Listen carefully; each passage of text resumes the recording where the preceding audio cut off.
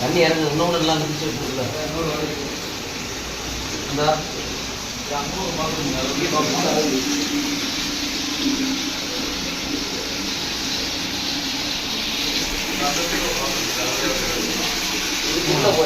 இது டேரக்டா அங்கே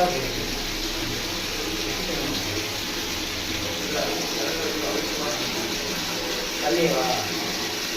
ஓப்பன் தண்ணி இது எப்படி வரும்